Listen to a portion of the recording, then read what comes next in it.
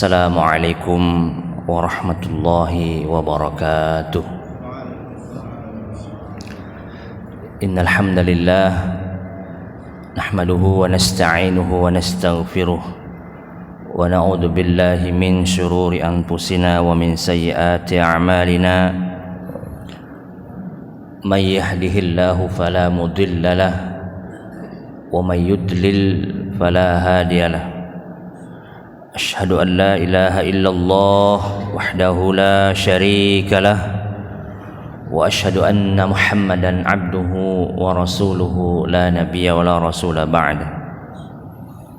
Qala Allah Ta'ala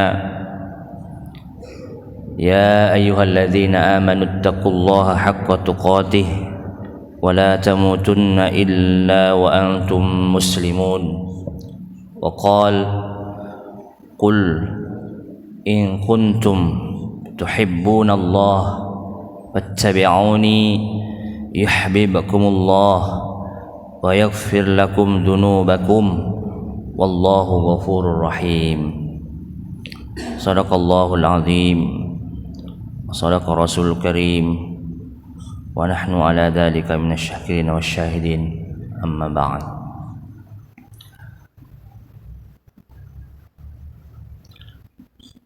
Saudara-saudaraku kaum muslimin, jamaah Masjid Syuhada, para tamu, para undangan Allah Subhanahu wa Ta'ala, kita senantiasa berdoa mudah-mudahan kita semua senantiasa mendapatkan rahmat, kasih sayang, dan juga keridhaan serta kecintaan Allah Subhanahu wa Ta'ala.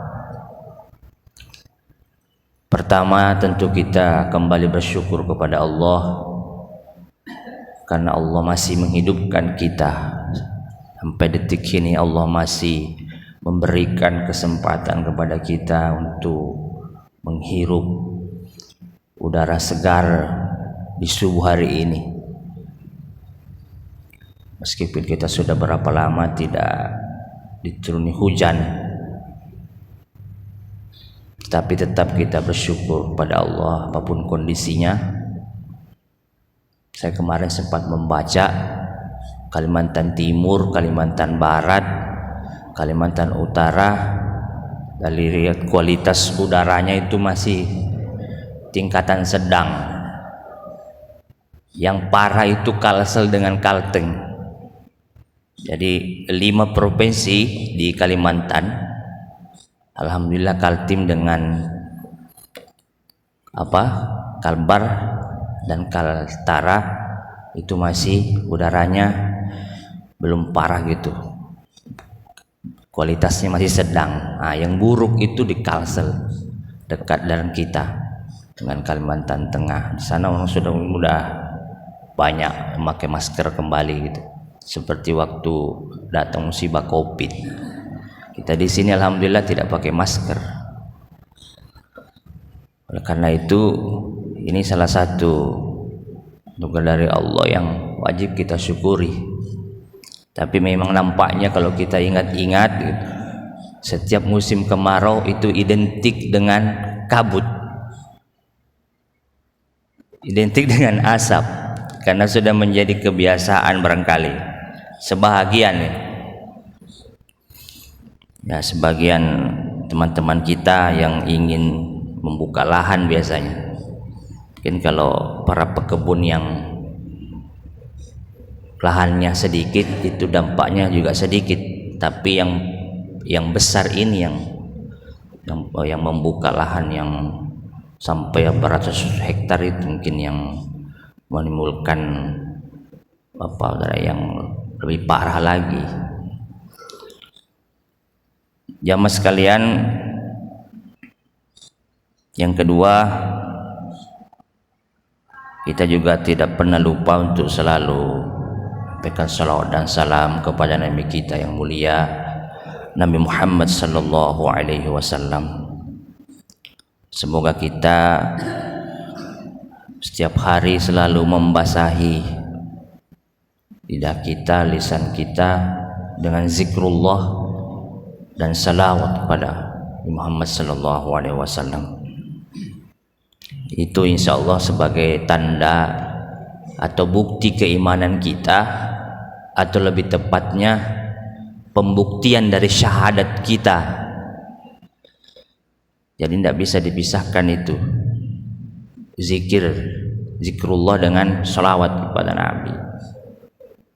Ketika kita mengikrarkan bahwa kita dalam hidup ini tiada yang berhak kita ibadahi, tiada yang hak kita sembah dan mengabdi illallah kecuali Allah, maka kita juga harus yakin seyakin-yakinnya, ya, imani bahwa tidak ada utusan atau sesungguhnya Muhammad adalah utusan Allah Subhanahu wa taala. Nah, jemaah sekalian dimuliakan oleh Allah, sebenarnya apa yang mau saya sampaikan ini adalah sambungan dari khutbah saya tadi hari Jumat. Nah, tadi saya diberikan amanah untuk menyampaikan khutbah, hari ini kembali diberikan amanah untuk menyampaikan tausiah lagi. Dia ada tadi ayat yang saya kutip di awal penyampaian saya, tepatnya di surah yang ketiga, surah Ali Imran ayat 31. Qul in kuntum tuhibbunallah, katakanlah Muhammad, jika kamu mencintai Allah, fattabi'uni, maka ikutilah aku. Yuhibbukumullah, niscaya Allah mencintaimu. Wa yaghfir lakum dzunubakum, dan Allah mengampuni dosa-dosa kamu. Wallahu ghafurur rahim, dan Allah Maha Pengampun lagi Maha Penyayang. Jemaah yang dimuliakan oleh Allah, ayat ini tidak perlu penafsiran yang panjang lebar. Insya Allah mudah kita pahami. Di sini Allah memanggil Rasulullah. Qul, katakanlah Muhammad, jika kamu benar-benar mencintai Allah, ikuti aku. Jadi mengikuti Nabi Muhammad, ya, itu konsekuensi dari kita mengikuti dan mencintai Allah. Nah, ini sangat erat kaitannya dengan syahadat tadi yang saya katakan ini. Jadi kalau kita sudah mengikrarkan diri patuh dan taat kepada Allah, mencintai Allah, berarti kita juga wajib hukumnya patuh dan taat serta mencintai Rasulullah Sallallahu Alaihi Wasallam. Tidak bisa dipisahkan, satu paket. Sebagaimana mungkin sering kita dengar, ya ayyuhalladzina amanu atii'ullaha wa atii'ur rasul wa ulil amri minkum. Wahai orang-orang yang beriman, taati, patuhilah Allah dan patuhi Rasul. Wa ulil amri minkum. Nah, wa ulil amri minkum itu tidak ada lagi kata atiu di depannya. Nah, ini menarik, ini unik, ayat ini sangat menarik. Kenapa tidak ada kata atiu lagi? Ulama sepakat kepatuhan, ketaatan kepada Allah dan Rasul itu tidak ada tawar-menawar. Tetapi kepatuhan kepada umara, kepada pemimpin, ada syaratnya. Salah satu syaratnya, kalau pemimpin itu mengajak kita kepada taat kepada Allah dan Rasul, wajib hukumnya kita ikuti. Tetapi kalau pemimpin itu mengajak kita berbuat dosa dan maksiat, tidak patuh atau menyalahi aturan Allah dan Rasulnya, tidak wajib kita taat kepadanya. Nah, itu ulama sepakat seperti itu. Jadi saya ulangi, ketaatan kepada Rasul itu tidak ada tawar-menawar. Apa yang diperintahkannya kerjakan, apa yang dilarang tinggalkan. Nah, Nah, itu secara teori mudah gitu. Pokoknya kalau kita kerjakan perintahnya, jauhi larangannya, sudah selamat, berarti kita patuh dan taat pada Allah Rasul. Ketika kita melaksanakan perintah Allah, berarti itu ada kebaikan di sana, ada kemaslahatan, ada manfaat yang akan kita dapatkan kalau kita selalu mengerjakan perintah Allah. Begitu juga kalau kita selalu meninggalkan apa yang Allah Subhanahu wa taala, berarti kita terhindar dari kemudaratan, terhindar dari kerugian, terhindar dari kecelakaan dan sebagainya.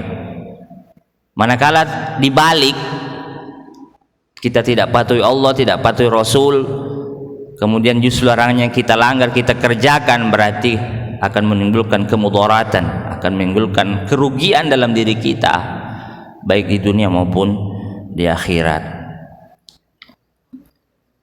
Jemaah sekalian dirahmati Allah Subhanahu wa taala. Kemudian ayat terus itu menjelaskan, jadi konsekuensi dari kita mencintai Allah berarti mencintai Rasulullah SAW. Kan kita sering mendengar cinta itu tidak bertepuk sebelah tangan gitu kan. Allah menjamin dari firman-Nya, kalau sudah kita cinta kepada Allah kemudian mengikuti Rasulullah, mencintai Rasulullah, yuhibbukumullah, cinta itu pasti berbalas. Niscaya, niscaya Allah mencintaimu. Berarti begini, hadirin, kalau kita benar-benar ingin dicintai Allah dan Rasulnya, kita harus menghadirkan cinta kita dulu kepada keduanya. Mustahil Allah dan Rasulnya mencintai kita kalau enggak mencintai Allah dan Rasul, kan gitu. Asal logisnya seperti itu. Nah, persoalannya adalah bagaimana menumbuhkan rasa cinta itu. Ya kan Bapak Ibu, bagaimana menumbuhkan, menghadirkan rasa cinta itu kepada Allah dan Rasul. Nah, inilah perkara-perkara yang termasuk dalam tazkiyatun nafs yang oleh pengelola Masjid Syuhada mulai hari ini saya diberikan kajian atau tema tentang tazkiyatun nafs. Walaupun saya bilang kemarin sama Ustadz Yasir, kajian ini sebenarnya bukan perkara mudah. Mohon maaf, banyak orang yang mengkaji tazkiyatun nafs ini belum tentu dia bisa membersihkan jiwanya, hatinya, dirinya. Saya khawatir saya menyampaikan justru saya tidak mengamalkan. Nah, itu yang saya beratnya di situ Bapak Ibu sekalian. Tapi saya akan berusaha apa yang saya sampaikan, mudah-mudahan apa yang sudah saya amalkan. Saya ulangi, saya selalu berusaha untuk menyampaikan sesuatu kepada jemaah yang mudah-mudahan yang saya pertama menjadi orang yang mengamalkannya. Karena saya tidak ingin jatuh kepada golongan orang munafik. Saya selalu ingat dengan Allah kalau saya sampaikan seperti ini, kabura maqtan 'indallahi an taqulu ma la taf'alun, betapa besar bencinya, murkanya Allah kepada orang yang mengatakan sesuatu sementara dia tidak melakukan. Ini bahaya sekali. Apalagi kita tahu, mohon maaf Pak, saya merinding kalau baca ayat ini. Ketika kita baca innal munafiqina fid darkil asfali minan nar walan tajida lahum nasira, sesungguhnya orang-orang munafik itu dilemparkan ke dalam neraka asfali minan nar, ke dalam neraka, keraknya neraka yang paling bawah, dan tidak ada seorang pun dari mereka yang menolongnya. Nah, tapi mudah-mudahan, kata Ustadz Yasir, siapa lagi kalau bukan kita yang menyampaikan, tidak ada orang berani nanti. Ya, maka saya mencoba untuk pada subuh kali ini diawali dengan bagaimana kita menghadirkan rasa cinta kita kepada Allah dan Rasul itu.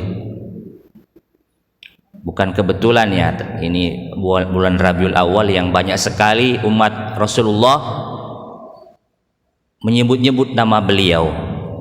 Saya yakin di bulan Rabiul Awal ini rasa cinta itu, ya, walaupun mengukur rasa cinta itu sesuatu yang abstrak ya, tapi bisa dilihat dari wujud perilaku kita. Karena persoalan cinta itu persoalan hati Bapak Ibu. Nah, cuma ada tanda-tandanya yang bisa kita mungkin diagnosis. Kita lihat dari diri kita, apakah kita sudah cinta kepada Allah dan Rasulnya apa enggak gitu. Ya tentu kalau dalam kajian syariat Islam, kalau kita ingin cinta tentu kita harus mengenali dulu gitu. Nah, bahkan sebelum mengenali siapa yang kita cintai, ya tentu kita harus mengilmui diri dulu. Kan itu tahapan-tahapannya. Mengetahui, mengenal siapa Allah, siapa Rasulullah. Nah, ini konsekuensi dari tadi kita harus benar-benar, kalau ingin kita kenal sesuatu tentu kita harus menyelidiknya dulu, mengetahuinya dulu. Nah, tidak ada jalan lain, kita harus banyak membaca, banyak mendengar, banyak menyimak, banyak mengikuti kajian ilmu, terutama ilmu akidah. Kan itu yang pertama dulu, tauhidkan Allah, mengisahkan Allah, dikaitkan dengan sejarah kenabian. Rasulullah SAW itu 13 tahun di Mekah beliau berdakwah, tidak ada yang beliau tanamkan, beliau bimbing, mendidik pengikutnya, umatnya, kecuali persoalan keimanan. 13 tahun Bapak Ibu, artinya itu Rasulullah SAW. Apalagi kalau kita sepanjang hayat, karena kita tidak langsung bertemu dengan Rasulullah, kita tidak langsung bertemu tatap muka dengan Nabi Muhammad, kita hanya bisa mengetahui beliau melalui karya-karya para ulama kita. Kita baca Al-Quran itu sangat global ayatnya. Mau mengetahui keperbedaan Rasulullah, mau tidak mau kita harus baca hadis-hadis yang dikarang, ditulis oleh para ulama hadis. Tidak cukup kalau kita hanya mendengar dari para penceramah, dari para ustadz.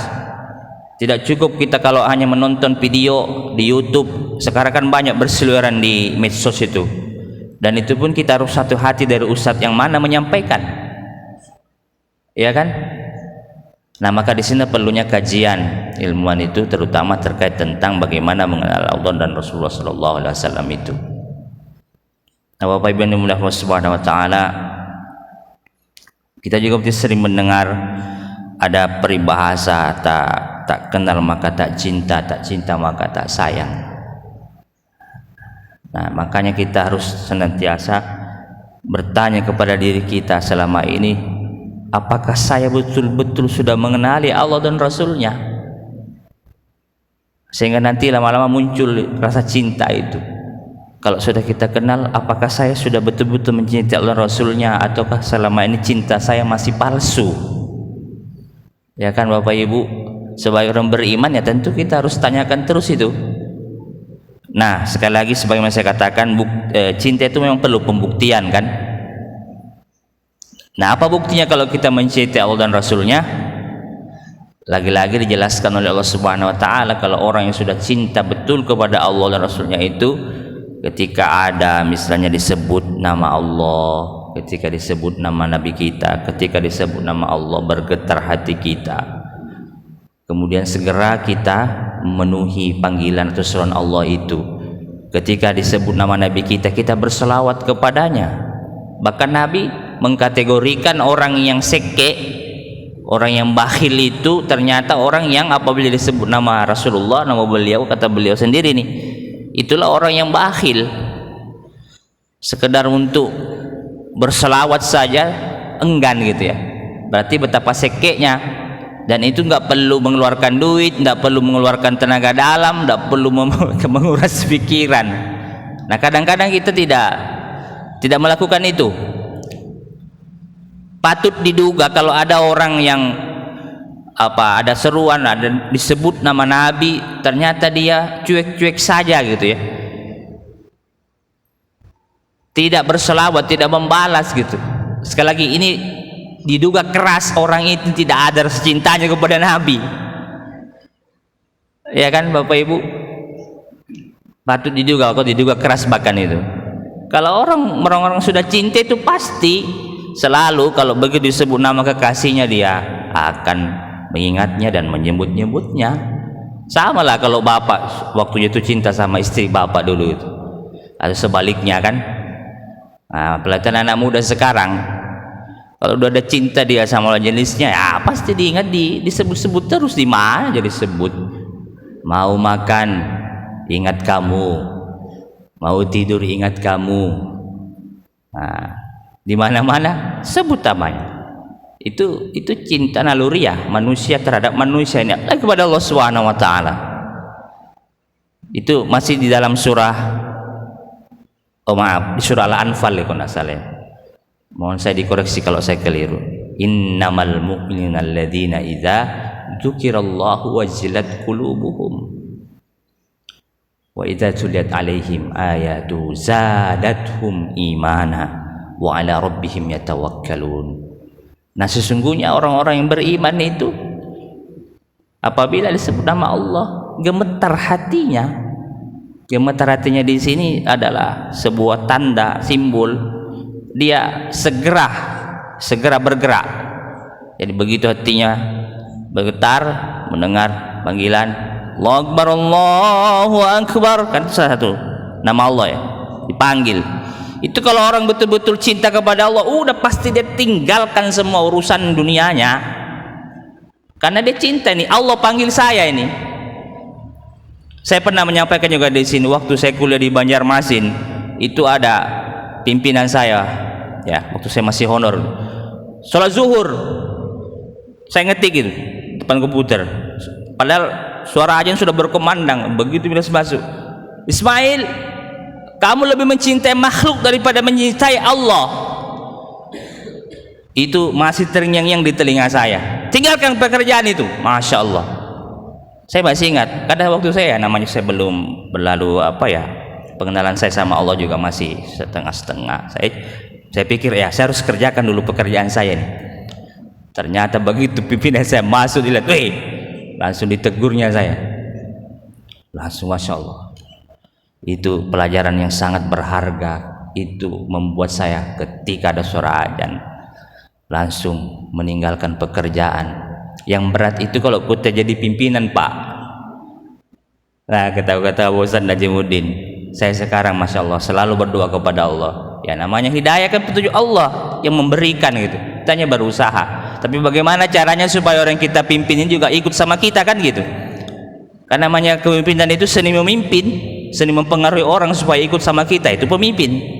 Nah, sampai hari ini saya belum sanggup melakukan itu, belum mampu. Hanya beberapa orang yang bisa saya ajak. Begitu suara berkumandang, tinggalkan semua. Tapi kita salut, Pak, di sini ada pemimpin kita, kejaksaan, Masya Allah. Baru aja dia memimpin di sini, tiba-tiba berdiri mushola di depannya. Berapa sudah jaksa di sini? Sejak kepemimpinan beliau ini sudah ada mushola di depan itu, dan mengajak semua karyawannya untuk menegakkan sholat. Begitu sholat tidak ada yang di depan meja, semua harus menegakkan sholat. Itu bukan saya menegak cerita, saya sendiri pernah ke situ membuktikan. Ya Allah ya Rabb, ini luar biasa ini. Saya sendiri tidak sanggup melakukan ini. Nah, ini kembali kepada tadi Bapak Ibu, ada jamin dari Allah Subhanahu wa taala kalau kita mencintai Allah mencintai kita. Ya. Jadi apabila ayat Allah disebut nama Allah bergetar hatinya. Berikutnya begitu menyaksikan, dibacakan ayat-ayat Allah lagi, akan bertambah keimanannya, zadathum imana. Ayat di sini bukan ayat qauliyah yang ada di Quran saja, tapi ayat-ayat kauniyah yang terbentang di alam semesta ini. Berupa apa? Berupa kejadian, bencana dan segalanya Allah kirim ke muka bumi supaya apa? Itu menjadi pelajaran bagi kita. Itu juga ayat-ayat Allah, itu namanya ayat-ayat kauniyah. Kalau kita melihat bencana, kita melihat betapa kebesaran Allah, kuasaan Allah, sehingga membuat iman kita semakin bertambah. Dan berikutnya wala rabbim yatawakkalun. Orang yang cinta kepada Allah itu tawakalnya luar biasa, penyerahan dirinya kepada Allah sangat tinggi. Dia tidak bersandar kecuali bersandar kepada sesuatu yang maha kokoh, bukan bersandar kepada makhluk. Ketika kita berserah urusan kepada manusia, berarti sandaran kita lemah. Kalau kita cari sandaran, carilah sandaran yang sangat kuat, tidak lain itu adalah Allah Subhanahu wa taala. Jamaah sekalian, jaminan Allah berikutnya adalah wa yaghfir lakum dunubakum. Ini luar biasa Bapak Ibu. Kalau kita cinta kepada Allah, cinta kepada Rasul, Allah pasti ampuni segala dosa-dosa kita. Ya, Hanya dengan mengucapkan istighfar saja dosa-dosa kecil yang kita lakukan Allah hapus dosa-dosa kita itu. Nah, kecuali dosa-dosa yang besar ada tahapan-tahapan yang harus dilalui gitu. Tapi kalau setelah itu kita betul-betul bertobat, tentu Allah juga akan mengampuni kita. Nah, mungkin karena keterbatasan waktu jamaah sekalian, dan saya juga harus segera meninggalkan Tanah Grogol menuju ke Semuntai. Jadi terakhir saya ingin mengaitkan ayat berikutnya atau kalimat berikutnya, Wallahu Ghafurur Rahim, dan Allah Maha Pengampun serta Maha Penyayang. Ada kaitannya ya dengan akhlak Rasulullah yang terakhir tadi, sampai Allah menyematkan namanya kepada baginda kita Rasulullah SAW, tepatnya di surah At-Taubah ayat 128. Ini yang sering dibacakan oleh teman-teman kita yang membawakan maulid habsi biasanya. Saya perhatikan tuh kalau membaca maulid habsi ada dibaca ayat ini. Apa bunyinya? Laqad ja'akum rasulum min anfusikum azizun alaihi ma anittum harisun alaikum bil mu'minina raufur rahim. Sungguh kata Allah, telah datang kepadamu Rasul, utusan Allah, min anfusikum, dari kalanganmu sendiri. Anfus itu Ustaz Najimuddin ahli bahasa Arab, jiwa, senapas. Ini kalau kita urai sedikit artinya dikaitkan dengan kepemimpinan. Itu kalau milih pemimpin, pilih betul-betul yang dari golongan kita yang kita kenali sudah sejak lama kebaikannya, yang sejiwa nafs, yang sejiwa sehati dengan kita. Jangan milih pemimpin ujuk-ujuk baru mau jadi pemimpin gara-gara duit 300.000 4.000 celeng pilih, masya Allah, itu yang bikin hancur.